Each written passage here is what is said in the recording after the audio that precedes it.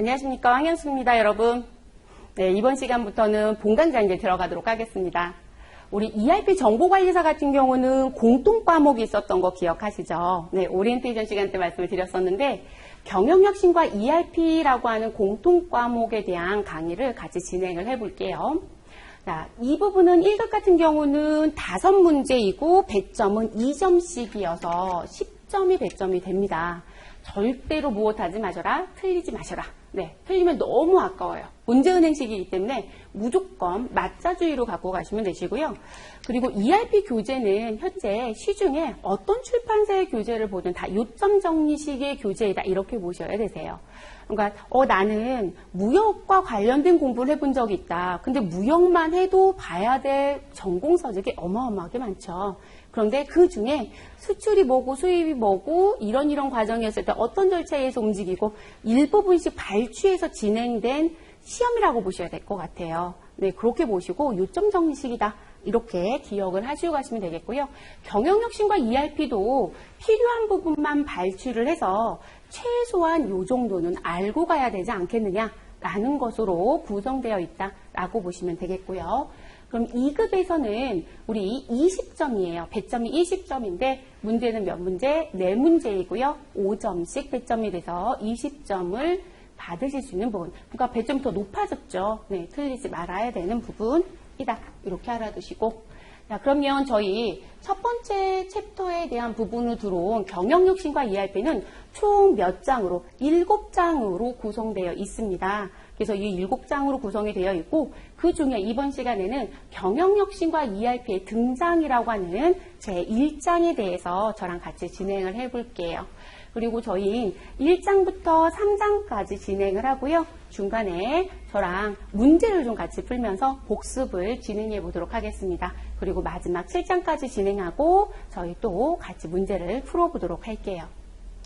자, 교재 준비는 다 되셨죠, 여러분? 네, 교재 펴시고 경영혁신과 ERP 등장 들어가겠습니다.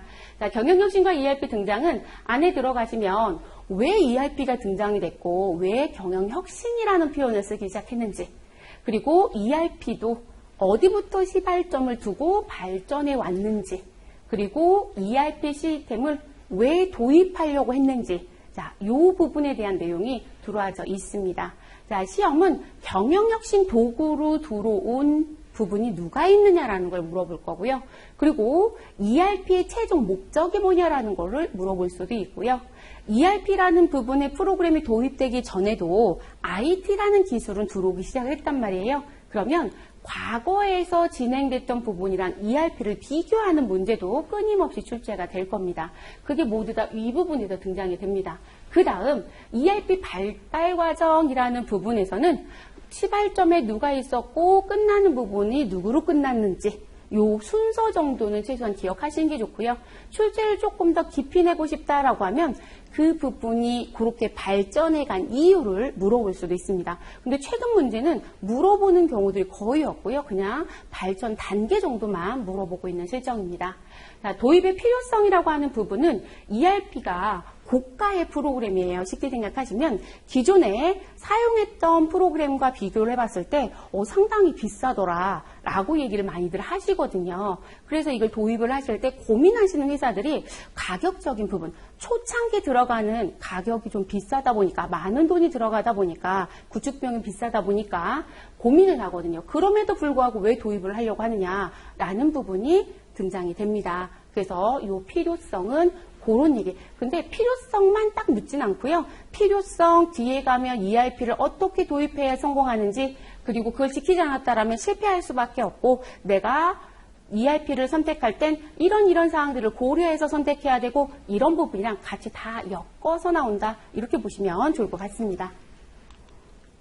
자, 경영혁신과 ERP의 등장 배경을 가져왔더니 여러분, 자, 우리가 경영혁신이라고 하는 부분이 왜 들어왔느냐. 우리가 일반적으로 이런 표현을 써요. 개선이라는 표현도 쓰거든요. 개선. 근데 여러분, 개선이라고 하는 건 과거에 있었던 부분을 조금 더 좋게 만드는 게 개선이에요. 그런데 우린 지금 현재 개선이 아니라 뭐라고 얘기하냐면 혁신이라고 얘기하죠. 자, 혁신이라는 표현은 뭘까요, 여러분? 여러분들 부동산에 관심 많으신가요? 혁신도시 이런 거 들어보신 적 있지 않아요? 그럼 혁신도시라고 하면 완전히 뒤집는 거죠. 새로운 도시처럼 들어가는 거죠. 그리고 제가 왜 부동산의 혁신 얘기했을까요? 혁신자가 붙으면 부동산 값이 막 치솟기 시작을 하죠. 그러니까 기존에 있었던 부분들이 다 없어지고 새로운 게 생기는 것처럼 간단 말이에요. 그럼 지금 이 혁신이라는 부분에 누가 붙는 거예요? 경영자가 붙은 거 말고는 다른 의미가 없어요. 그래서 경영 혁신이 필요했기 때문에 ERP라는 게 우리는 도입할 수밖에 없었다. 이렇게 얘기를 하더라는 거죠. 그러면 아주 새로운 걸 가져오겠다라는 표현이라는 거죠. 근데 그게 왜요? 라고 물어보신다라면 저의 관점을 가지고 얘기를 해볼게요. 여러분 지금 강의를 듣고 계시는데 제가 나이가 많아 보이나요? 적어 보이나요? 적었으면 저도 좋겠어요. 네. 그래서 실질적으로 나이가 그렇게 적지는 않고요. 그리고 가끔 이제 오랜만에 알았던 분들 만나면 야, 너 흰머리가 왜 이렇게 많아? 라고 얘기를 해요. 네, 흰머리가 너무 많아서 미용실에서 염색하기에도 힘들 것 같다. 이래서 전 지금 흰머리가 많은데 사실 염색을 안 하고 있는 실정이거든요. 이렇게 넘기면 다 흰머리예요. 누군가 괴롭히는 것 같죠?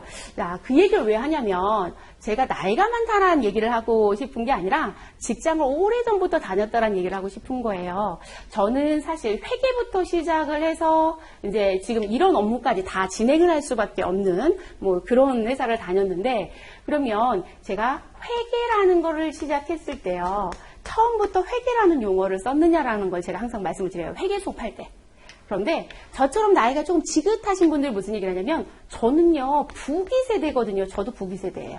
자, 근데 여러분 왜 제가 부기 세대를 얘기하냐면 부기라는 용어를 쓰시는 분들이 대부분 연세가 좀 많아요. 네, 절대 적지 않습니다. 20대, 30대가 부기라는 표현 쓰지 않습니다. 저 부기 들어봤는데요. 단식 부기, 복식 부기 들어봤는데요. 그거는 회계 처리하는 방법에 한쪽에만 넣을 거냐, 양쪽을 다 써서 관리할 거냐라는 부분 때문에 나온 부분이고요. 제가 말하는 부기는 무슨 부분? 나는 장부의 모든 거래를 옮겨 적겠다. 그러면 저는 전산의 세대로 시작했던 사람이 아니라 수기 세대예요. 여러분 수기라는 표현은 뭘까요? 손으로 썼던 세대라는 거거든요. 그런데 손으로 썼던 세대에서 전산화가 줄었겠죠. 제가 처음부터 컴퓨터를 썼었을까요? 아니에요, 여러분. 그죠? 우리가 기존에는 컴퓨터가 없었잖아요. 없다가 컴퓨터가 도입이 되면서 이 컴퓨터로 인해서 무슨 부분들이 실질적으로 업무를 진행하는 부분이 상당히 편해졌죠. 거기에 가장 많은 보탬이 됐던 게 엑셀이라고 하는 프로그램이죠. 제가 보셨던 임원분 중에 한 분은 엑셀이 무슨 만능인 것처럼 다 되는 것처럼 얘기했던 분이 계셨어요. 그래서 초창기 때 이분을 어떻게 하면 좋지? 스트레스인 거죠. 되는 게 있고 안 되는 게 있는데. 자, 그러면 그런 식으로 IT가 들어오면서 실질적으로 기존에 손으로 했던 부분보다는 전산화 작업해서 가지고 오는 게 훨씬 더 빠르고 데이터 관리도 더 좋아지는 거죠. 그리고 이제 그 IT가 들어오면서 세상은 정말 급변하는 거죠. 너무너무 빨리빨리 바뀐다는 거죠. 우리 실제 휴대폰 시장만 봐도요. 6개월 내지는 아예 여러분 휴대폰은 어떻게 할까요? 본인들이 신제품 출시하는 시기를 정해놓고 어디를 업그레이드 할 건지 뭐를 바꿔서 신제품으로 출시한 건지 실시할 건지 그리고 그들은 무엇해요? 신제품이 나오면서 구버전들이 자꾸 잔종을 지키는 형태로 밀고 가고 있잖아요. 너무 빨리 바뀌고 있는 거죠. 자, 그런 부분들이 필요하다 보니까 기존에 있었던 부분의 방식으로는 제가 손으로 쓰는 그 방식으로는 사실상 이걸 따라갈 수 있는 방법이 없는 거죠. 이해되셨을까요? 그래서 지금 ERP라는 부분 또는 경영혁신이라는 부분이 필요하더라. 그리고 그 경영혁신에 대표적인 도구로 썼던 거 하나가 ERP인 거거든요. 그렇게 이해하시면 좀 더 이해가 쉬워질 것 같아요. 그래서 스피디한 사회, 업무가 무엇하더라? 복잡해지더라. 기존에는 제조해서 먹고 사는 것만 거의 대부분 봤어요. 근데 지금은 제조도 하고 남의 거 사다도 팔고 그러니까 우리 회사는 제조도 하면서 도매도 해요 라고도 얘기하시고 일부는 남의 물건도 만들어주면서 자사 물건도 팔고 있고 그죠? OEM 방식도 하고 있을 거니까요. 그러니까 그런 다양한 부분들이 막 섞여 있어요. 그러다 보니까 업무는 점차적으로 무엇 된다? 복잡해지죠. 그리고 과거에는 저희 제품 팔아요 라고 하면 그 제품만 하나가 있었는데 지금은 제품의 상태로 파는 것도 있지만 제품에 도달하기 전 단계인 걸 팔기도 하더라. 그런 걸 반제품이라고 회계학적으로 얘기하거든요. 그것도 팔아요. 그러면 반제품은 어떻게 관리할 거고 제품은 어떻게 관리할 거냐는 것도 구분의 필요성이 또 필요하고요. 그러다 보니 한 회사에서도 매우 많은 우리 자재 관리도 필요하더라는 거죠. 그런 부분도 들어오고요. 뭐 급격한 정보기술 발달은 조금 전에 말씀드렸고, 그리고 우리는 경쟁이 심하다는 얘기를 하죠, 여러분. 그죠? 누군가는 살아남고 누군가는 뒤처질 수밖에 없는 그 부분에서는 조금 더 스피드하게 움직여줘야 되겠죠. 그리고 규제가 무엇되고 있다, 완화되고 있다. 자, 이런 부분들 때문에 혁신이 필요하더라라고 얘기합니다. 그래서 경영혁신을 진행하기로 했습니다. 항상 이런 부분들이 들어오면 여러분, 앞장서서 하는 나라가 어디예요? 대부분 미국이 항상 대두가 되기는 하죠. 또는 뭐 일본. 자, 그래서 미국이 대두가 돼서 이 부분을 합니다. 근데 문제는 뭐냐면 이게 경영혁신이라고 주장을 해서 도입을 했는데 이게 실질적으로 성공을 했으면 괜찮아요. 근데 결과를 놓고 보니 처음에는 아주 좋은 부분의 의미로 시작을 했는데 결과는 너무 초라했던 거예요. 결론적으로 결론이 좋지 못했다는 얘기겠죠. 그러면 이걸 경영혁신이라고 너네는 주장하지만 이게 뭐가 혁신이 된 거야? 지금 바뀐 거 아무것도 없잖아 라고 얘기를 해요. 한 일례로 여러분, 회사가 엑셀로 작업을 정말 많이 하는 회사예요. 근데 그 회사의 직원들이 교육이 왔는데 표정들이 별로 좋지 않아요. 심지어는 제가 가르쳤던 학생이 또 그 회사에 입사를 했어요. 근데 왜 그러니라고 물어보니 회사에서 두 번의 일을 한다는 거예요. 두 번? 무슨 두 번? 이랬더니 하는 말이 이중 작업을 하는 거예요. 이중 작업. 그러니까 직원들은 죽을 맛이라는 거예요. 두 번의 일인 이중 작업을 하고 있다. 자, 이유는 이 회사가 엑셀에서 작업을 상당히 많이 하고 보고서도 올리고 이러고 있는데 ERP를 도입을 했어요. 그리고 그 회사는 실제 시중에 많이 보편화돼서 팔리고 있는 패키지형 형태의 ERP를 도입한 게 아니고요. 자체 개발을 했어요. 개발하는 게 훨씬 더 많은 비용이 들어가거든요. 근데 회사가 그럴 이사가 있으니까 했겠죠. 그래서 구축형 ERP를 도입을 했습니다. 근데 오너가 ERP에서 하는 건 ERP대로 해야 되고 엑셀에서 해야 되는 건 엑셀에서 하는 거대로 하는 거예요. 그러면 종업원의 입장에서는 기존에 엑셀만 사용했을 땐 엑셀에서 데이터화해서 보고 올리고 결제받고 회의하고 이러면 끝나는데 지금은 엑셀 작업은 엑셀 작업대로 하면서 ERP에 다시 넣어야 되니까 두 번 일인 거예요. 하나를 하지 말아야 되죠. 이해되시나요? 그러면 결론적으로 뭐가 혁신이 돼요? 혁신되는 건 하나도 없어요. 직원들은 점차적으로 정말 쌍욕을 해가면서 욕하죠. 이거 도대체 왜 도입한 거야? 아니 이거 도입하자고 앞장섰던 저 박 부장은 왜 그런 거야? 라고 얘기를 하죠. 그럴 수밖에 없어요. 그러니까 그 회사 직원들이 교육용에 침울한 이유는 뭐냐면 필요하니까 유지보수 교육은 갈 수밖에 없어서 왔는데 우울한 거죠. 이 업무고가 너무 늘어나는 거예요. 그래서 저희가 뒤에 가면 ERP를 도입하고요. 성공했니 실패했니라는 거 할 때 무슨 얘기냐면 기존에 있는 업무 방식을 고수하지 말라고 제가 많이 말씀을 드려요. 근데 지금 제가 말씀드린 이런 회사가 기존 방식 고수예요. 그럼 왜 도입을 하냐는 거죠. 여기서도 똑같은 그런 문제가 생겼을 거고요. 그리고 결과가 좋지 못했다라고 했잖아요. 혁신이 되지 못했다는 거죠. 그래서 지금 그 부분에 문제점이 대두가 됩니다. 그리고 또 하나는 지금 급격한 정보기술 발달 때문에 필요하다라고 주장을 했는데 정보기술이 제대로 따라오지를 못했어요. 그러니까 프로그램이 뒷받침되지 못했다. IT가 뒷받침되지 못했다. 그러니까 지금 정보기술이 뭐 소위 말해서 부재 상태다. 그러면 그거에 대한 부분도 문제가 되는 거죠. 그리고 ERP라는 부분을 놓고 얘기할 때 대부분 이제 제조업을 많이들 강화를 시켜서 말씀을 드리는데 ERP의 도입 배경은 사실상 들어가서 보면 여러분 제조업에 제일 먼저 ERP를 도입해서 썼던 게 아니고요. 대체적으로 반지 상태로 사가지고 와서 조립하는 회사에서 ERP 쓰기를 시작을 했어요.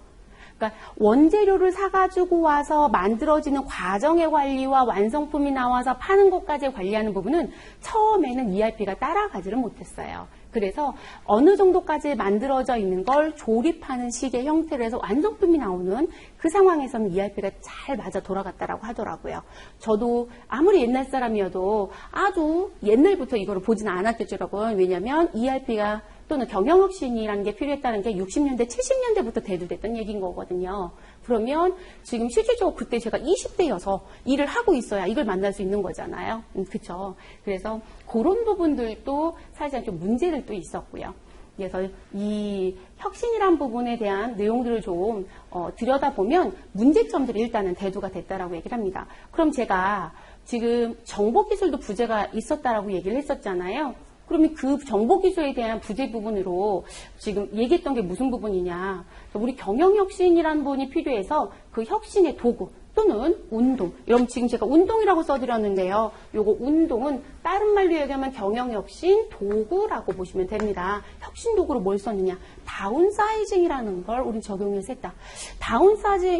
다운사이징이라는 건 여러분 주력하는 것만 살리겠다예요. 그래서 감량화, 감소화. 그러니까 회사가 비대해져 있을 때 필요 없는 부분들은 줄여가겠다는 거예요. 그래서 가끔 다운사이징이랑 구조조정이랑 비슷한 거 아니에요? 라고 하는데 그러니까 구조조정이라는 부분은 줄이겠다라는 의미가 더 강하고요. 비대해지는 걸 그냥 줄여. 지금 우리 경영악화야 이런 식의 의미고 다운사이징은 집중하는 사업만 살려놓겠다 이런 의미거든요. 그래서 감량화 시켜서 가는 이런 다운사이징에 대한 부분을 도입했고 또는 기존에는 무조건 내가 만들어야 돼 라고 했었더라면 야 우리가 주력할 수 있는 건 내가 생산을 하자. 그런데 지금 이 부분은 우리가 주력하는 것보다는 외부에 만드는 사람한테 뭘 하는 게 위탁하는 게 하청을 주는 게 더 유리해. 타산을 따져보기 시작했겠죠. 그래서 아웃소싱이 들어오기 시작합니다. 그러니까 안에서 움직이는 걸 인소싱이라고 한다면 밖에서 움직이는 게 아웃소싱이겠죠. 아웃소싱 상당히 많죠, 여러분. 요즘에 아웃소싱 안 하는 거 없어요. 그렇죠? 기존에는 만드는 것만 아웃소싱 했었다면 지금은 인사 아웃소싱도 있고 그리고 회계 아웃소싱까지 하고 있는 실정이란 말이에요. 그래서 이런 아웃소싱의 개념도 있고 자 그리고 재고를 최소화해서 최적 생산의 형태로 가자. 필요한 것만큼만 생산을 하자. 불필요한 거 구태여 만들어서 창고에 쌓아놓는 거 하지 말자. 이런 식으로 하는 방식. 그거를 JIT라고 해서 적시 생산 시스템이라고 하는 부분이 들어오게 됩니다. 그래서 이 저스트인타임도 경영혁신 도구로 쓰는 이 부분은 일본의 토요타 생산 방식에서도 유래가 됐죠. 자 그리고 BPR이라는 부분. BPR 용어는 절대 잊어버리지 않습니다. 경영혁신과 ERP라고 하는 이 파트에 BPR 시험 문제가 끊임없이 나올 겁니다. 자, 이 부분은 기존에 하고 있었던 부분을 무엇하자. 우리 모두 다 새로 뒤집어서 재구성을 해보자. 이런 식이에요. 리엔지니어링이잖아요. 이해되셨을까요? 그래서 비즈니스 프로세스 리엔지니어링이라고 하는 업무 재설계를 해보자. 문제가 된 걸 다 뜯어 고쳐야 되겠죠. 그래서 업무 재설계를 하자라고 하는 BPR이라는 것도 들어오게 됩니다. 근데 이게 결과가 좋지 못했다는 걸 미리 말씀을 드린 거예요. 그래서 BPR에 지금 현재 불만스러운 결과가 나오고 그리고 BPR을 통한 기업 내 분산된 모든 자원을 효율적으로 관리하는 통합 프로그램이 필요하다는 걸 느꼈다는 거죠. 아까 정보기술 부재라고 했잖아요, 여러분. 그래서 지금 그 경영혁신 도구로 새로 불러지기 시작한 게 전사적 자원관리라고 하는 ERP가 들어오게 되는 배경이 되는 거예요. 근데 컴퓨터 기술은 더 좋아졌어요, 여러분. 정보기술이 더 좋아졌기 때문에 사실 ERP가 들어올 수 있었던 부분이기도 하고요. 자, 그래서 나온 부분. 자, 시험에서 반드시 조심할 건 무엇이다? 경영혁신 운동 또는 경영혁신 도구라고 해서 들어오는 걸 사지선다로 물어봅니다. 그래서 요거 잊어버리지 마세요. 저는 도표로 보여드리고 싶어서 이렇게 도식처럼 보여드렸고요. 여러분 요거는 여러분들 그 페이지에 텍스트로 쭉 되어 있어요. 이 용어만 꼭 기억을 좀 해주세요. 시험 문제 풀다 보면 보여질 겁니다. 자, 그리고 나서 우리가 지금 경영혁신이라는 도구로 ERP가 이제 들어왔잖아요. 이 ERP라는 부분 있기 전에도 정보 시스템은 있었단 말이에요. 과거부터 쓰고 있었던. 그러면 과거 거를 뭐라고 표현해요? 전통적인 시스템 이렇게 부르고 싶어 하겠죠. 그래서 전통적인 정보 시스템을 MIS라고 얘기를 합니다. 그래서 MIS와 경영혁신 도구로 도입된 ERP에 대한 부분의 차이점을 보고자 합니다. 자, 이 부분은 반드시 별을 달고 갑니다. 자, 앞에 제가 별 안 달아드렸지만 앞에 거 이거 꼭 기억하세요라고 했던 그것도 기억하시고 이것도 기억합니다. 이거는 쏠쏠하게 재밌게 해서 많이 냅니다. 그래서 꼭 기억하고 갑니다. 자, 전통적인 정보 시스템 MIS는 자, 목표가 뭐다? 부분 지적화예요. 자, 이 얘기는 뭐냐면 우리가 정보 시스템들이 들어와서 전산화가 됐지만 이게 모든 부서를 통합해서 보지는 못해요, 여러분. 그러면 저도 직장을 다닐 때 우리 부서 거만 만들기는 했겠죠. 그런데 타 부서 거랑 같이 하려면 이게 다 통합해서 볼 수 있었을까요? 아니에요. 다만 지금 다른 부서에서 넘겨온 자료가 우리 부서에서도 같이 쓰는 거다. 그러면 수치가 다르면 회의 들어갔을 때 난리가 나겠죠. 그거 정도는 맞춰보겠죠. 또는 내용들이 안 맞으면 뭐가 안 맞는지 다 타자라고 얘기를 할 거고요. 이해되시죠? 그래서 실질적으로 영업부는 영업부대로, 회계는 회계대로, 구매는 구매대로 다 각계 전투를 했어요. 그래서 부분 최적화만 시켰던 상황이거든요. 근데 회사 입장에서는 야 그게 안 되지. 요즘에 얼마나 빨라지고 있는데 야 지금 원재료를 구입해야 되는데 문제가 생겼다며. 그러면 우리는 원재료를 A한테도 사오고 B한테도 사오고 C한테도 사오는데 A가 주거래처였어요. A가 문제가 생기면 내가 B하고도 거래할 수 있어야 되고 C하고도 거래할 수 있는 상황들을 가지고 있어야 되는 거죠. 그러면 원재료에 문제가 생겼을 때 바꿀 수 있어야 되는 부분. 그리고 원재료가 공장에 투입이 돼서 생산이 될 것이고 그런 걸 우리가 회계학적으로 재공품이라고 합니다. 만들고 있다는 표현입니다. 그리고 이 부분이 만들어지면 제품이 나옵니다. 영업부는 이걸 무엇할까요? 팔겠죠. 판매한다. 이렇게 넘어갈 겁니다. 그러면 판매했던 부분에 대해서는 회사는 무엇을 해야 되고요? 대금 회수를 하겠죠. 그래서 대금을 회수하게 되고요. 자, 대금 회수했던 부분이 회사에 들어오면 다시 또 생산계획에 의해서 무엇할 것이다? 원재료를 구입하고 다시 투입해서 생산하고 이 플랜이 계속 돌아가겠죠. 그럼 회사가 갖고 있는 제품은 단일 제품이 아닌 이상은 다수의 제품을 생산을 할 거예요. 그럼 다수의 제품을 생산했다. 그러면 이 다수의 제품 중에 잘 팔리는 게 뭐가 있고 잘 팔리지 않는 게 뭐가 있고 관리해야 될까요? 안 해야 될까요? 해야죠. 그러면 이 부분에 대한 걸 전반적으로 다 볼 수 있는 부분들. 그러면 원재료를 구입한다? 구매팀에서 하겠죠. 자, 우리 제품을 판매한다? 누가예요? 영업부에서 하겠죠. 자, 대금 회수는 누가 해요? 영업부가 해서 우리 이 대금은 어디에 들어올 것이다? 회계팀에 들어와서 우리는 자금을 어떻게 쓸 건지 정리를 할 거예요. 그러면 이런 내용들이 제대로 돌아가고 있는지, 이런 내용들 연결해서 쓰면 어떻게 최적화해서 쓸 수 있는지, 그게 고민이라는 거죠. 이해되셨을까요? 그래서 지금 이 경영혁신 도구라고 해서 다시 들어온 ERP는 부분 최적화가 아니라 무엇이다? 전체 최적화예요. 그래서 SCM이라는 공급망 사슬 관리의 특징이 뭐냐면 우리 처음부터 끝까지 무엇 할 수 있다? 다 연결해서 볼 수 있다. 여기에 심지어 무엇까지? 창고까지도 같이 관리할 수 있다. 그리고 SCM의 형태를 쓰고 있는 회사들은요. 수주서나 발주서를 줄 때요. 우리가 일반적으로 그들한테 프로그램에 들어와서 무엇 하라고 그거 지금 오더장 내렸으니까 그거 프린트하셔서 언제까지 맞춰주시고 그리고 어디로 물건을 입고시켜주시고 이런 얘기 다 해요. 근데 우리가 과거의 방식대로 썼더라면 뭐 팩스를 보낸다거나 메일을 보낸다거나 이렇게 썼더라면 지금은 아니라는 거죠. 그럼 이제 대부분 그 얘기를 처음 듣는 분들은 이 얘기를 하세요. 그럼 우리 회사 정보 다 보이는 거 아니야? 아니에요, 여러분. 우리가 ERP 같은 경우에요. 근데 그게 사실 이제 전산 쪽을 좀 다뤄보면 이게 시험에서는 이렇게 나왔구나 라는 걸 이제 느끼실 건데 ERP를 사용하시는 회사에 가시면 상당히 많은 정보들이 들어가 있잖아요. 그 정보를 모든 종업원한테 다 오픈해 줄까요? 아니에요, 여러분. 제가 지금 현재 영업부 소속이면 영업부 쪽 내용만 볼 수 있게끔 그리고 영업부에서도 우리 직급에 따라서 우리 레벨에 따라서 보여지는 내용이 달라질 수 있어요. 그런 것처럼 사용할 수 있는 부분에 대한 제한을 줄 수가 있거든요. 그런 걸 우리가 권한을 준다라고 표현해요. 그렇게 내용들을 주기 때문에 지금 거래처한테 우리가 쓰고 있는 프로그램 서버에 들어와서 당신들이 구동해야 되는 부분 요만큼 열어줬으니 거기에서 내용들 확인하시고 정리시켜주세요라고 하는 거예요. 그럼 제가 거래처에 발주서를 주면 그 발주서를 거기서 그분들은 프린트를 할 거고요. 그리고 이제 이분들이 제품이 완성이 돼서 저희한테 납품을 한다라고 하면 그 공급하는 시점에 우린 또 뭐 받아야 돼요, 여러분? 우리 납품증명서 이런 거 받아서 다 확인해야 되잖아요. 그럼 그 전산망에 넣어서 그 정보가 우리한테 들어와요. 그리고 창고에 입고되면 창고 담당자는 그걸 출력을 하고 내용들을 다 맞춰보는 거예요. 이해되셨을까요? 이렇게 돌아가는 부분들인 거예요. 근데 단순히 그거만 보는 게 아니라 전반적인 걸 다 본다는 거죠. 요즘에 휴대폰들 정말 많이 쓰죠. 전 휴대폰 보면서 가끔씩 무섭다고 생각하는 게 뭐냐면 내 정보를 과연 어디까지 이들이 보고 있는 걸까라는 생각을 해요. 여러분들이 유튜브라는 걸 정말 많이 하잖아요. 근데 내가 뭔가 하나 검색해서 보면 그 다음부터 뭐가 와요? 추천이 막 따라 붙죠. 이거는 왜 붙은 거지 싶은데 근데 내가 본 사실이 있기 때문에 붙는 거거든요. 그러니까 그 얘기는 나의 성향 파악을 뭔가를 하고 있다는 얘기잖아요. 알고리즘에 의해서. 근데 그런 식으로 이 부분도 움직이고 있는 게 사실이에요. 그러니까 전체를 다 볼 수 있어야 되는 거죠. 그래서 전체 최적화라고 얘기를 하는 거예요.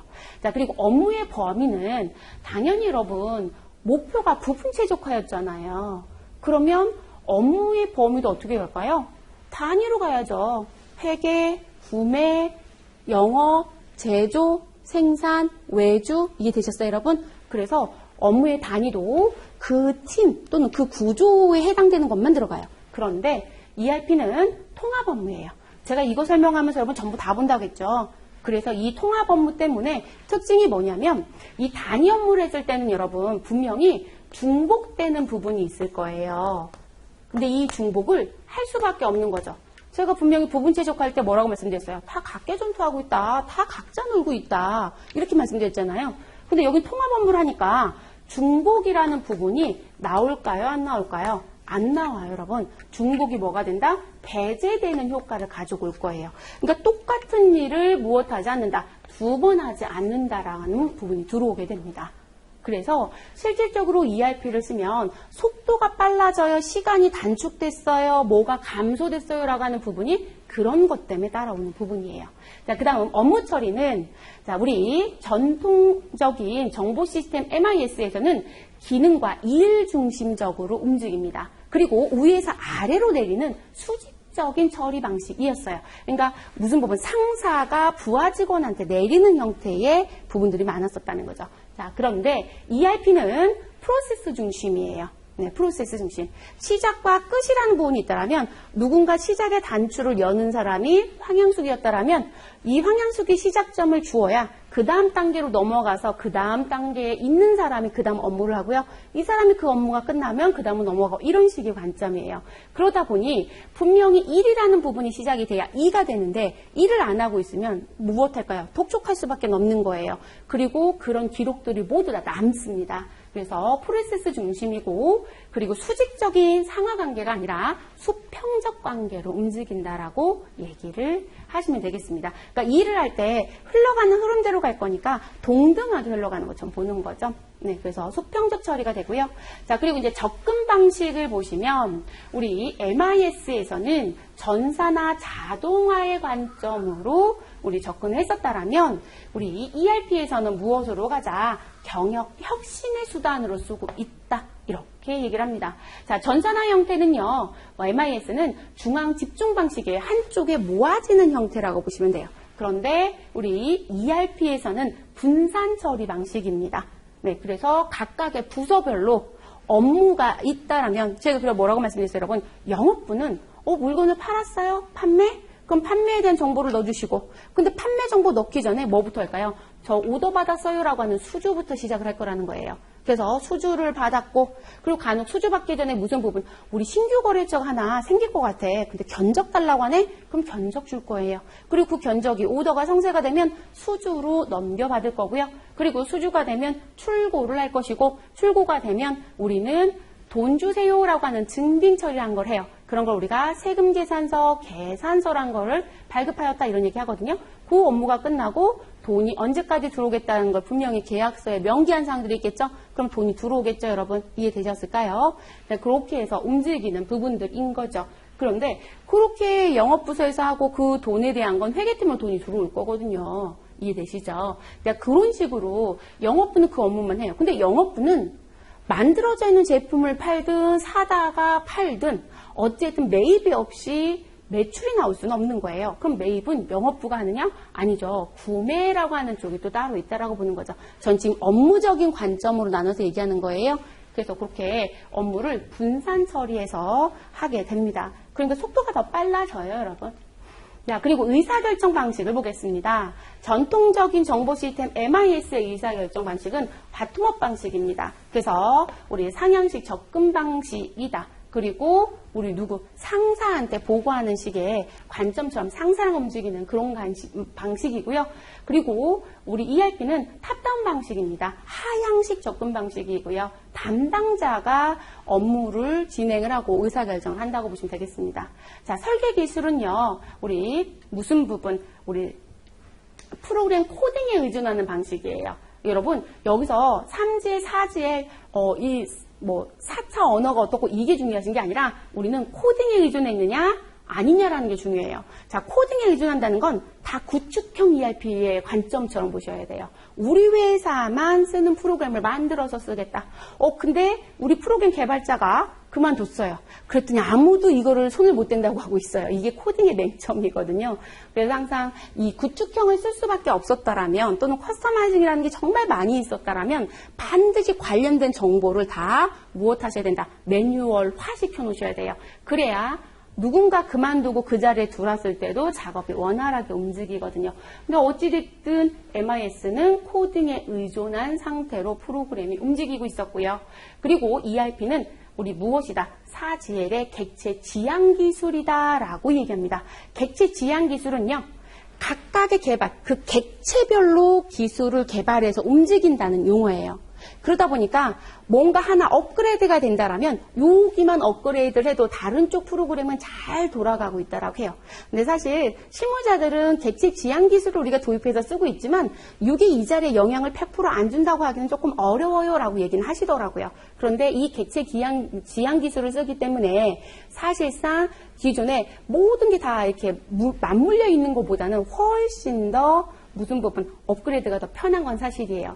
맞물려 있다라고 하는 건 앞에 있는 1을 고치면 요게 2에 영향을 주면 2도 고쳐야 되고 2가 3에 영향을 주면 3도 고쳐야 되는 거거든요. 근데 객체는 그 부분 것만 고친다, 업그레이드한다 이런 식의 관점이거든요. 네, 그래서 그렇게 가는 부분이시고 자, 시스템 구조를 보면 MIS는 폐쇄성이에요. 그러니까 닫아놓는 부분, 우리 거 중요해 이렇게 가는 거죠. 그런데 ERP는 개방성, 확장성, 다른 것과 무엇할 수 있다, 유연하게 쓸 수 있다 이렇게 얘기를 합니다. 그래서 유연성을 또 가지고 있다라고 얘기하고요. 자, 저장의 구조는요. 우리 MIS는 파일 시스템입니다. 저장이 되면 파일이 그냥 하나씩 쌓이는 것처럼. 그런데 ERP 같은 경우는 관계형 데이터베이스라고 해서요.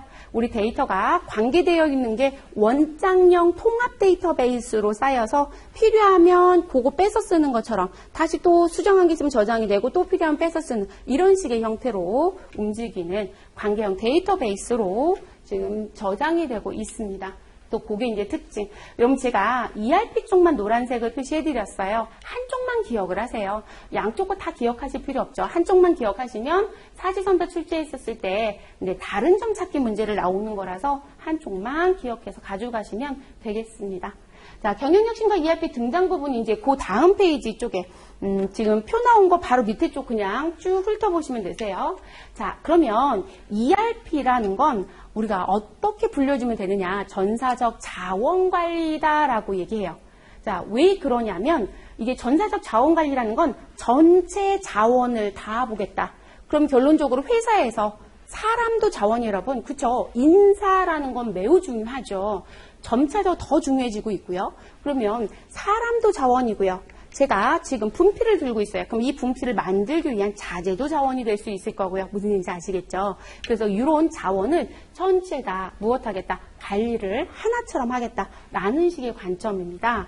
그래서 ERP의 약자는 지금 기업이라고 하는 엔터프라이즈 부분에서 따온 용어이고요. 그래서 이 기업은 관리부도 있고 영업부도 있고 구매부도 있고 회계부도 있고 인사부, 생산부 뭐 정말 많은 부서들이 있겠죠. 회사마다 부서의 명칭을 만들기 나름이니까요. 자, 그래서 이런 기업에 대한 부분을 무엇하겠다. 우리 전사적 자원 관리니까 여러분 자원 얘기가 나와야 되겠죠. 그래서 리소스라고 해서 뭐 인적 자원, 제가 아까 조금 전에 자원 얘기 벌써 했지만 시설 자원, 그리고 제조 자원, 고객도 자원이죠. 매우 중요하죠. 우리 입장에서 여러분 매출과 관련된 직접적인 관계사인데요. 그래서 이런 걸 자원이라고 합니다. 그래서 기업의 자원을 무엇하자? 우리 통합해서 관리를 하자라고 얘기합니다. 그래서 관리라고 하는 플레이닝이 들어오는 부분. 그래서 이거를 ERP라고 얘기를 해요. 됐을까요, 여러분? 그래서 이 부분이 유래가 돼서 들어온 부분입니다. 그리고 이 전사적 자원관리라고 하는 부분은 누가 제일 먼저 썼느냐라고 물어본다면 요즘은 이거 안 물어보더라고요. 진짜 초창기 때 시험에는 가트너라는 용어도 썼던 것 같은데 요즘은 거의 얘기 안 하는 것 같아요. 그래서 이 가트너 그룹에서 제일 먼저 ERP라는 용어를 가지고 왔고요. 그리고 이 ERP라고 하는 부분의 내용들은 제가 전사적 자원 관리하는 건 통합이라는 표현을 자꾸 말씀드렸잖아요. 그죠? 회사에서 각각 이렇게 흩어져 있었던 부분을 무엇하겠다. 다 한꺼번에 하나처럼 관리하겠다. 이런 식의 관점이에요. 그래서 전사적 자원 관리 또는 통합 관리 또는 통합 정보 시스템이라는 부분이 그런 의미 때문에 들어옵니다. 그래서 기업 내 모든 업무 기능들이 조화롭게 제대로 발휘할 수 있도록 지원하는 어플리케이션의 집합으로 차세대 업무 시스템을 말한다라고 얘기합니다. 지금 벌써 다 도입돼서 쓰고 있기 때문에 이 ERP보다 더 넓은 확장형 ERP까지 나와져 있죠. 그리고 차세대 ERP라고 해서 또 들어온 부분들이 여러분 무슨 부분? 우리가 기존에는 웹상에서 썼습니다라고 하는 게 이제 클라우드 버전까지 나와져 있기 때문에 사실상 더 넓게 뒤에까지 넘어갔죠. 그리고 이제 이게 앞에서도 기업이 가지고 있는 모든 부서, 기업이 갖고 있는 모든 자원들을 다 같이 관리하자라고 했었잖아요. 그렇기 때문에 기업의 전 부문이 동일한 정보를 유기적으로 연결하고 실시간으로 공유할 수 있다라고 얘기해요. 당연한 부분인 거겠죠. 제가 분명히 처음부터 끝까지를 다 묶어서 보겠다라는 거로 생각을 하시라고 했잖아요. 그렇기 때문에 연결고리가 되어 있는 부분들은 전체 다 같이 볼 수 있습니다. 다만 회사가 모든 정보를 종업원한테 다 보여주냐 그거는 아니에요. 그러니까 그 의미로만 갖고 가시면 되고 종업원 이제 막 들어온 신입사원한테 우리 회사 정보를 처음부터 끝까지 다 보여준다? 절대 그런 회사 없어요, 여러분. 그래서 권한이라는 게 들어오는 거고요. 사용할 수 있는 권한이 들어오는데 프로그램이 갖고 있는 특징은 이런 걸 갖고 있다는 거겠죠. 자, 그리고 이 공유된 정보들을 가지고요. 우린 무엇도 할 수 있다. 어떻게 바뀌어갈 것 같아. 제가 실시간으로 정보를 공유한다고 했잖아요. 그러면 실질적으로 지금 필요한 부분에 대한 것도 파악이 빨리 될 거거든요. 그래서 선진 프로세스라는 부분에 도입이 더 빨라질 수 있다. 우린 적응력도 더 좋아질 것이다. 이렇게 얘기를 해요. 그래서 이 선진 프로세스라는 걸 다른 말로 얘기하면 베스트 프랙티스라고도 얘기하죠. 그래서 그거를 적용한다 얘기를 합니다. 그러면 이 ERP를 적용하게 되면 도입하게 되면 사실적으로 가장 최종적인 목적은 뭐냐라고 물어볼 때가 있어요. 저희는 교재 아예 박스에 따로 써드리긴 했지만 본문에도 써있는 부분. 이 부분은요. 회사가 전체를 다 가지고 관리를 하고 있기 때문에 조금 전에도 말씀드렸지만 고객들은 어떤 걸 요구하는지 제가 뭔가 하나를 봤는데 저는 노란색이 들어가져 있는 것만 좋아하더라. 그럴 수 있잖아요, 여러분. 그럼 저한테는 계속 회사에서는 황양숙이라는 고객이 이번에도 노란색을 사갔어? 그럼 이 사람한테 지금 우리의 마케팅 정보를 받겠다고 동의했으면 그런 노란색이 오면 계속 보내줘 라고 얘기할 수 있는 거잖아요, 여러분. 그리고 노란색의 수요가 점차적으로 는다? 그러면 회사는 무슨 생각해요? 노란색의 제품 생산을 더 많이 하려고 하지 않을까요? 그런 식의 관점들까지도 전부 다 같이 움직이는 부분들인 거거든요. 그러니까 전사적인 공유가 되기 때문에 기업 경영에 정확한 예측이 가능하고요. 그리고 기업은 그 예측을 가지고 우리 보유하고 있는 자원을 최적화시켜서 생산성을 무엇하자? 극대화시키자 라고 얘기를 하겠죠. 그래서 이 극대화하기 위한 경영 혁신의 수단으로 우리는 ERP를 사용할 것이다. 그리고 업무의 재설계, 경영 혁신이다. 그건 뭐라고요? 우리 BPR이에요. BPR. 그래서 그 부분이 들어옵니다. 그래서 요거를 진행을 하게 되면 우리 고객 만족을 최대 목표로 진행하고 있는 것이다. 또는 고객 만족 최대 목표로 BPR을 진행하는 것이다. 라고도 얘기하기도 합니다. 그래서 ERP의 도입의 최종 목표는 고객 만족이에요, 여러분. 고객 만족 극대화예요. 당연히 여러분 고객 만족이 극대화가 되면 회사의 충성도는 높아질 거고요. 그로 인해서 회사의 매출은 무엇될 것이다? 증진될 거고요. 매출이 증진됐으니까 특별한 사유가 없다라면 회사는 점차적으로 커지겠죠. 네, 그런 원리로 또 넘어갈 수도 있습니다. 자, ERP 발달 과정 보겠습니다. ERP 발달 과정은 크게 4개 단계로 나누어서 얘기를 합니다. 그래서 제일 먼저 우리 60년대부터 시작해서 이제 70년대로 넘어오면 제일 먼저 보여지는 게 누구이다? 우리는 MRP가 있다라고 얘기를 합니다. 그래서 MRP. 자, MRP는 여러분 왜 들어오게 됐냐라면 제가 아까 저는 원래 회계라는 거를 제일 먼저 접했던 사람이에요. 그리고 저는 부기세대예요. 손으로 일했던 사람이고요. 전산이 들어왔고요. 뭐 이렇게 말씀드렸잖아요.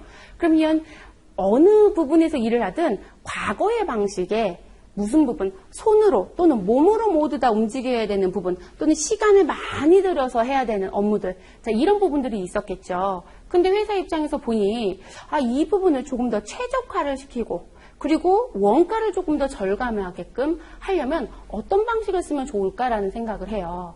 그럼 지금 현재 우리가 ERP라는 부분의 물류관리 부분을 얘기하지만, 이 경영혁신 도구로 들어온 ERP를 놓고 봤더니 이 ERP는 누가 제일 먼저 영향을 줘서 ERP까지 넘어왔더라.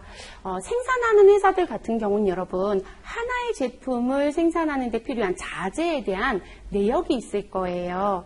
그런 걸 우리가 얼마만큼이 필요합니다라고 해서 우리 이제 몇 개 필요한지 그런 거 계산하거든요.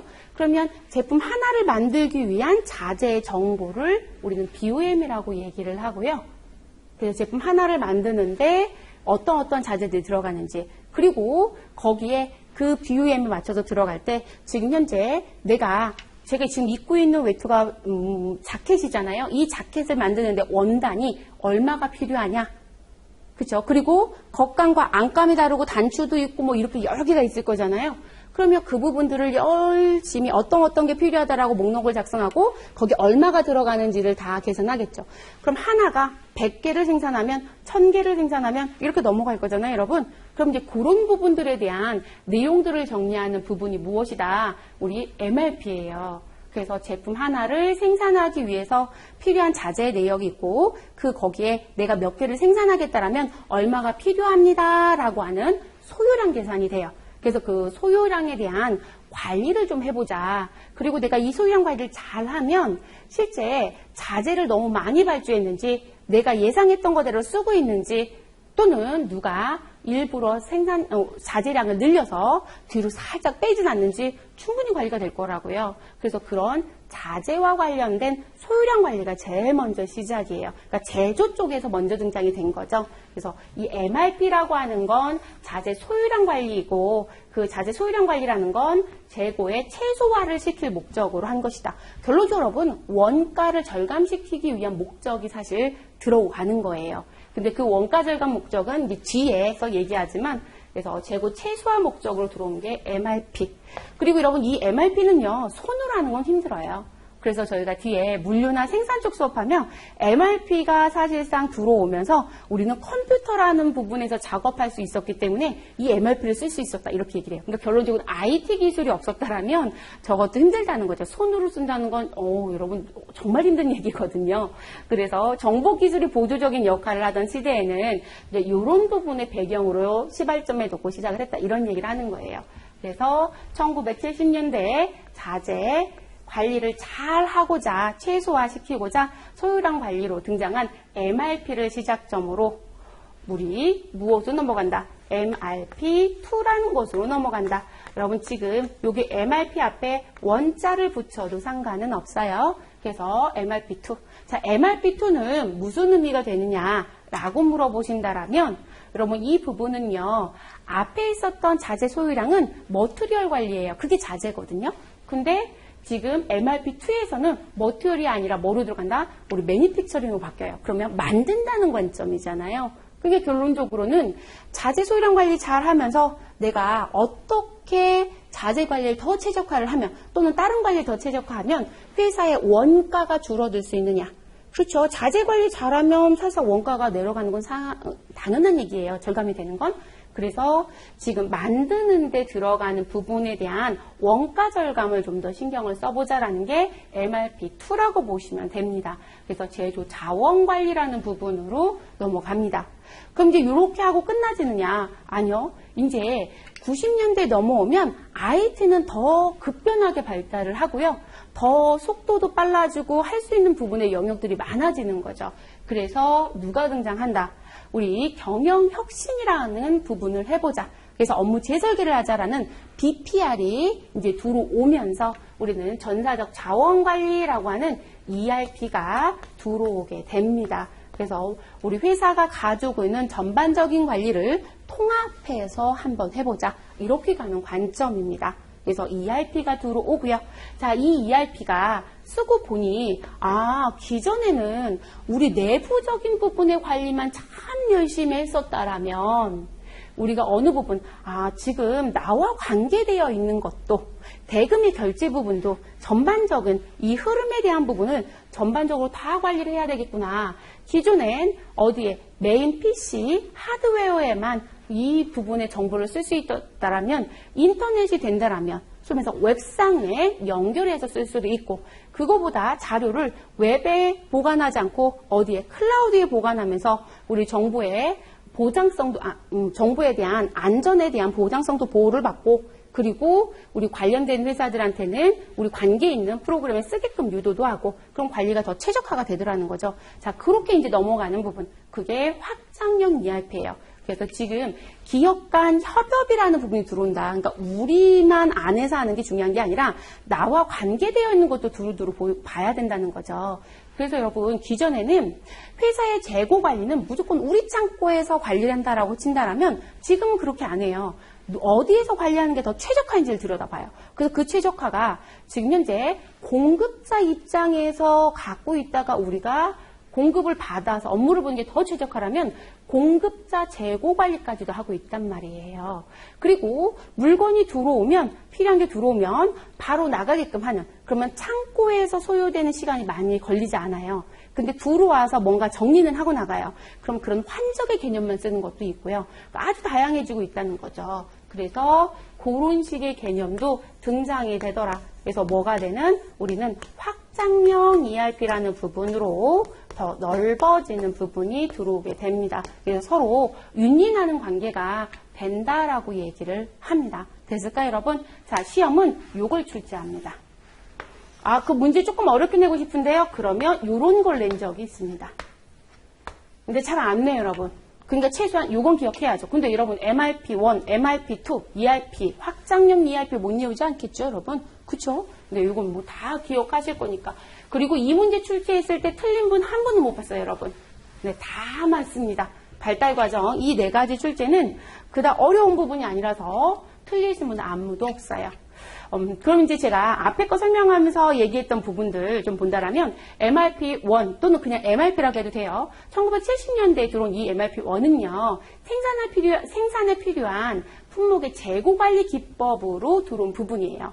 그래서 내가 이번 주에 얼마를 생산할 거다라고 하는 기준 생산 계획이라고는 MPS를 기준으로 몇 개가 필요하고라고 하는 소유량을 계산해서 그 부분에 관리를 하자라는 원리입니다. 그래서 이 부분은 실제 왜 이게 중요하다라고 얘기하냐면 회사 입장에서는 언제 필요하고 언제 들어와야 되고 그럼 이런 불필요한 게 너무 빨리 들어오면 나는 돈도 빨리 나가야 돼요, 여러분. 그리고 납기가 있는데 늦게 들어온다 그럼 또 난리가 나겠죠. 그러니까 그런 전반적인 부분들의 관리 목적으로 들어온 게 MRP1이에요. 그래서 자재수급 관리, 재고를 최소화시키자. 그리고 생산관리 입장이 들어가져 있는 부분. 자, 그리고 나서 MRP2로 가면 이 부분은 이제 무슨 부분? 위에 있었던 MRP1이 좀 더 확장된 그럼 결론적으로 우리 공장에서 움직이고 있는 제조자원과 관련된 부분에 관리를 더 철저히 해서 원가를 무엇하자? 절감을 좀 해보자. 그러니까 다른 부분까지 조금 더 관리를 깊이 들어가는 부분이다. 이렇게 보시면 될 것 같습니다. 그러다 보니까 이 MRP2라고 했었던 부분은요. 위에 생산하고 관련된 부분만 들었었다면 이 부분은 생산에 영향을 주는 부분까지도 다 같이 보는 거예요. 그러니까 지금 현재 회사가 계획 생산을 하고 있다면 이게 판매에 대한 정보를 가지고 있을 거예요. 그럼 판매 예측 정보도 받아서 계획 생산을 수립하고 그리고 나서 판매가 이루어지고 그 부분이 조금 어긋났다면 또 다시 수정을 해가면서 갈 거예요. 그런 식의 내용들까지 가지고 오는 부분. 그래서 지금 MRP1은 생산관리였다면 MRP2는 원가관리다라고 얘기를 합니다. 그래서 제조자원관리, 원가 절감이 들어가져 있다. 자, 세 번째 MRP입니다. 1990년대이고요. 이 부분의 특징은 뭐라고요, 여러분? 통합 경영정보 시스템의 관점이다. 라는 부분입니다. 당연히 IT가 개발됐기 때문에 가능한 거죠. 그래서 선진 업무 프로세스 구현과 관련하여 들어오는 부분이고 구축이라는 관점도 있지만 벌써 상용화로 만들어져 있는 프로그램이 우리 회사에 맞는지 안 맞는지 확인을 한 다음 도입하는 형태 패키지형 ERP가 사실상 들어오기 시작한 부분입니다. 그래서 전사적 자원관리다. 경영혁신에 대한 부분 때문에 들어온 거기 때문에 BPR을 실현할 목적으로 하고 있다. 이런 얘기도 합니다. 확장형 ERP는 위에 있었던 ERP가 갖고 있는 부분에 더 넓게 확장하는 관점이에요. 제가 우리만 봤다라면 밖에 있는 부분도 같이 봐야 된다 이렇게 말씀드렸잖아요. 그런 식의 관점들. 그래서 ERP가 갖고 있는 고유 기능을 당연히 가져가는 건 맞고요. 그게 더 넓어질 수도 있고 거기에 무슨 부분, 경영 혁신 분야, 정보화 지원 기술, 산업 유형, 전문화 분야 이런 부분들을 확대 보완해서 나오는 부분들. 그래서 뭐 지식 관리 시스템이라고 하는 KMS, 공급망 관리 SCM, 그리고 고객 관계 관리라고 하는 CRM, 뭐 이런 식의 관점까지 다 들어오는 부분이 확장형 ERP라고 보시면 되겠습니다. 그리고 교재 부분에 보시면 무슨 부분이 있냐면 용어 정의가 하단 쪽에 있을 거예요, 여러분. 그래서 고객관계 관리라는 부분하고 공급망 관리라는 부분이 있습니다. 자, 고객관계 관리라고 하는 CRM은요. 고객 관리에 필수적인 요소들이 있을 거예요. 그 요소들에 대한 부분을 고객 중심으로 무엇해라? 정리 통합해서 고객 활동을 개선해주고 고객과의 장기적인 관계를 구축해서 기업의 경영성과를 개선하는데 사용하고자 하는 경영 방식이다라고 얘기합니다. 우리 고객 관리 안 할 수 없어요, 여러분. 제가 오죽하면 저는 노란색만 좋아해요 라는 부분. 그래서 우리 휴대폰들 바꾸거나 하시면 기존에 있었던 거라도 휴대폰 바뀐 부분 때문에 다시 재동의를 해줘야 되잖아요. 근데 그 재동의에 보면 이런 부분들이 있는데 그런 추천 받으실 거냐 안 받으실 거냐 하면서 동의 부분들이 있죠. 제가 동의를 누르면 제가 노란색 물건만 샀다라면 노란색 추천이 계속 들어오더라는 거죠. 내가 A라는 드라마를 봤더니 A와 비슷한 성향의 드라마들 계속 추천해 주더라는 거죠. 무슨 얘기인지 아시죠? 네, 그런 식의 관점까지. 그러니까 이게 실제 회사 입장에서는 그런 부분들 관리를 해서 매출 증대까지 다 끌고 가는 거예요. 그래서 이 부분도 매우 중요하죠. 자, 그리고 공급망 관리라고 해서 들어오는 SCM. 이 부분은 어디부터? 우리 기존에는 제품 판매에 중점적으로 갔었다라면 지금은 제품을 만들려면 원재료가 필요하다. 그럼 원재료 구입처도 우리가 당연히 관리를 해서 양질의 구입처가 있어야 하고 그리고 우리가 고객 관리 당연히 하고 있어야 되는 거잖아요. 제품을 판매해서 대금을 회수해서 이게 계속 뱅뱅뱅뱅 돌 거란 말이에요. 그 부분의 전반적인 내용들을 전부 다 무엇하자? 관리하자라고 하는 부분이에요. 그래서 요거는 제가 문구를 잠깐 읽고 갈게요, 여러분. 왜냐면 이 공급망 관리는 여기 있는 글씨로 낼 수도 있고요. 또는 저희가 이제 물류 생산을 제가 수업을 해요. 물류 생산 쪽에 가면 저 서플라이 체인이 다시 나와요. 그 서플라이 체인 매니저먼트 내용이 나오면 거기서 또 정의를 해요. 그걸 그대로 내기도 해요. 네, 그걸 그대로 내기도 하고.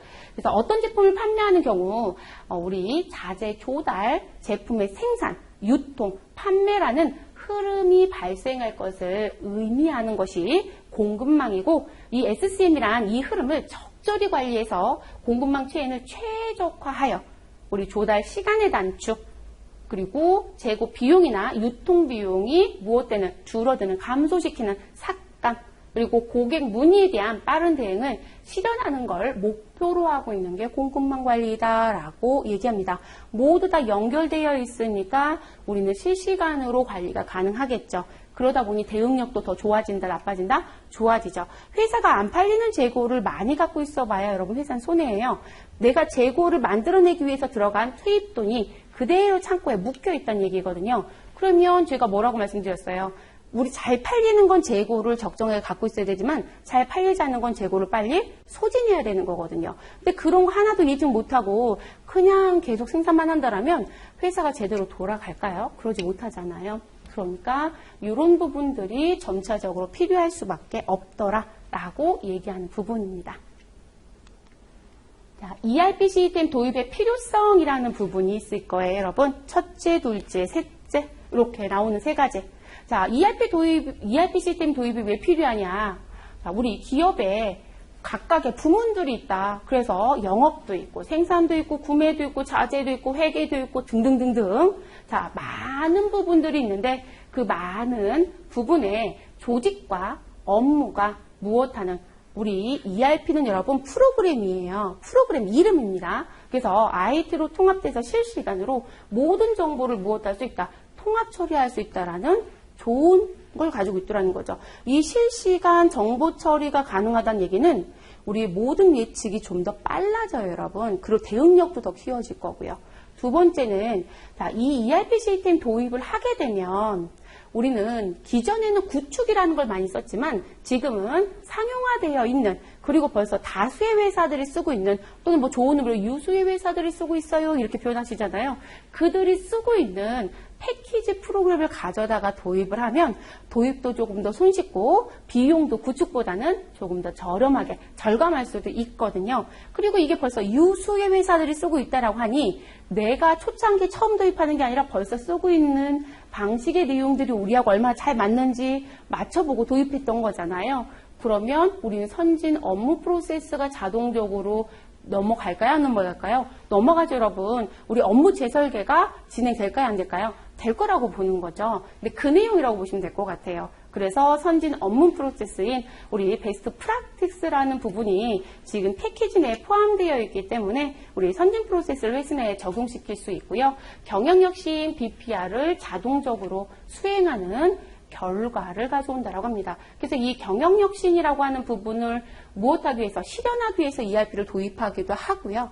또는 ERP가 도입이 되면서 이 경영혁신이라는 게 우리 지금처럼 무슨 부분 자동적으로 수행되기도 한다. 이렇게도 표현하는 부분입니다.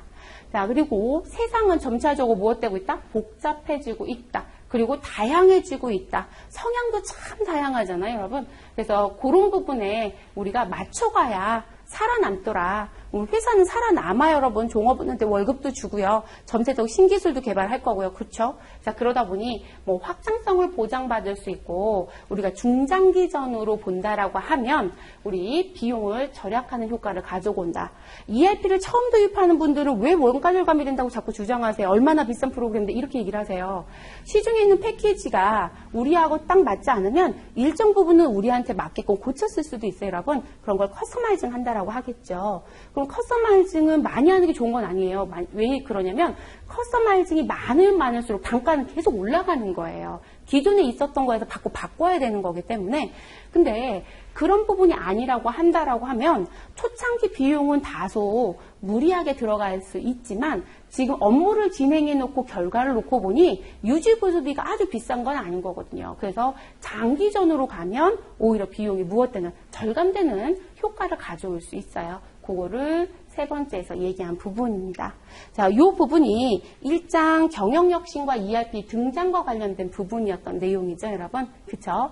자, 그리고 이제 중간에 박스 하나를 제가 말씀 안 드린 게 있을 거예요. 그 박스 가볼게요. 자, 그 박스에 ERP 도입의 목적, 이거를 최종 목적이라고 보시면 돼요. 우리 앞에서 벌써 1차적으로 했죠, 여러분. 우리 ERP를 도입하는 건 무엇이다? 고객 만족 최대화이다. 그래서 고객 만족과 회사는 이윤이 생겨야죠, 여러분. 제가 그래서 고객 만족이 좋아지면 회사의 매출은 무엇 될 것이다? 증진될 것이다. 매출이 증진됐으니까 회사는 이윤이 커진다, 작아진다? 커지죠, 여러분.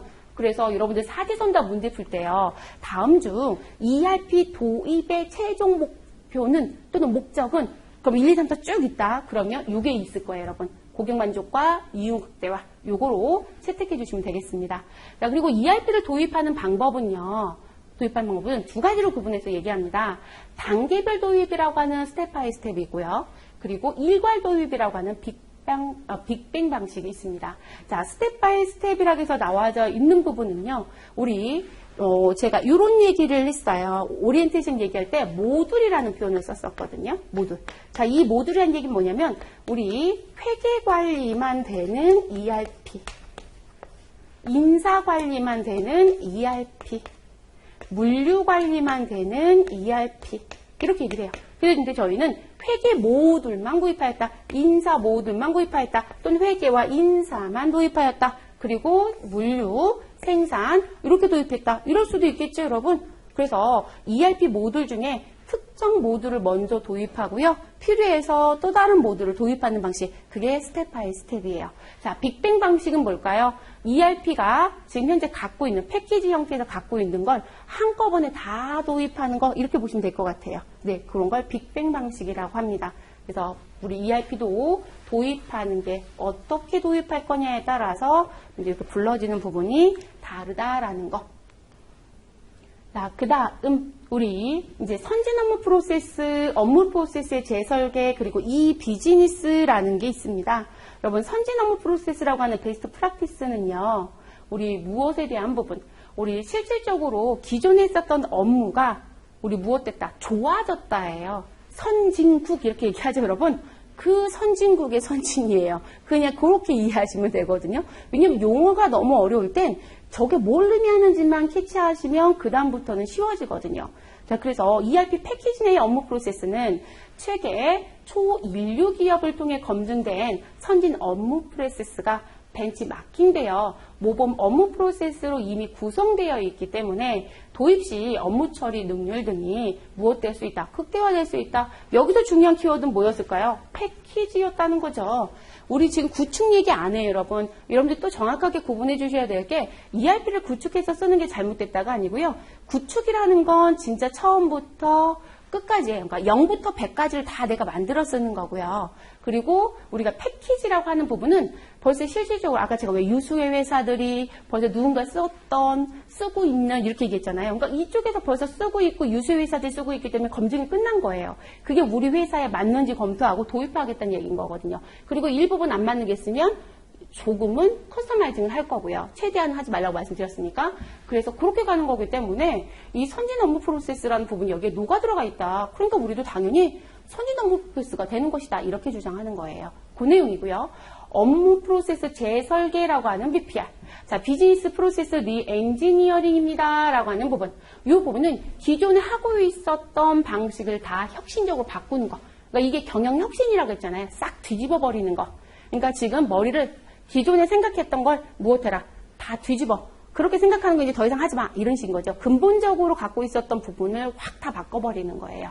그걸 업무 프로세스 재설계라고 합니다. 그래서 조직의 목적을 달성하기 위하여 새로운 생각이나 방법으로 기존의 업무를 혁명적으로 다시 계획하고 실전하고 평가한다라는 걸 우리는 업무 프로세스 재설계라고 한다라고 얘기합니다. 업무 프로세스 재설계, 리엔지니어링이라는 용어가 나오면 무조건 답은 뭐가 된다? BPR이 됩니다. 이 BPR은 뒤에 가서 또 한 번 나오겠지만 시험에서 참 많이 물어봅니다. 그리고 문제를 풀다 보면 업무 재설계 BPR 끝이에요. 1, 2, 3, 4에서 어차피 찾는 거로 끝나시니까. 그래서 이 업무 프로세스 재설계 BPR 꼭 기억해 주시고요.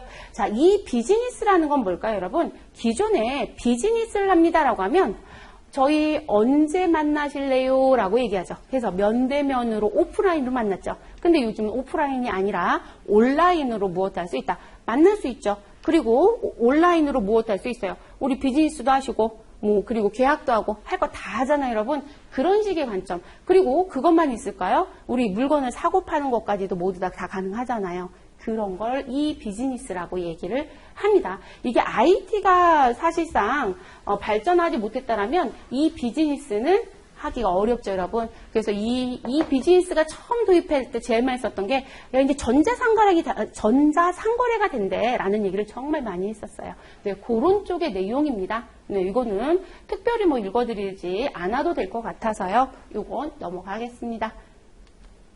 자, 이렇게 해서 1장 얘기가 마무리가 됐어요, 여러분. 페이지상으로 한 4페이지 정도 될 거예요. 근데 뒤에 이제 문제 풀어보면 이 앞부분에 있었던 얘기가 단독으로 나오는 건 몇 개 안 돼요. 뒤에 있는 얘기랑 다 엮어서 이렇게 출제되는 부분이다. 그래서 이번 강의에서 여러분이 꼭 알아두셔야 되는 포인트는 우리 경영혁신 운동에 의해서 등장한 도구가 누가 있느냐라고 했던 거 있었죠, 여러분? 네, 그 부분 기억해 주시고 업무 재설계를 뭐라고 부르냐? BPR이라고 부르고 그리고 우리 또 뭐 있었어요, 여러분? 전통적 방식인 MIS와 ERP 비교되지 않은 차트 있었죠? 그거 꼭 기억해 달라고 말씀드렸고요. ERP 발전 단계에 MRP1, MRP2, ERP, 확장형 ERP 자, 요 부분들은 단독 문제 내기 딱 좋아요, 여러분. 무슨 얘기인지 아시겠죠? 꼭 기억해 주시는 게 좋겠습니다. 그리고 또 하나, 뭐요? 우리 ERP 최종 목표 있었죠? 네, 우리 고객 만족과 이용 극대화라고 했던 거, 그것도 같이 기억해 주시면 좋겠습니다. 자, 오랜 시간 고생 많으셨고, 여러분. 저는 다음 강좌에서 다시 찾아뵙도록 하겠습니다. 수고하셨습니다.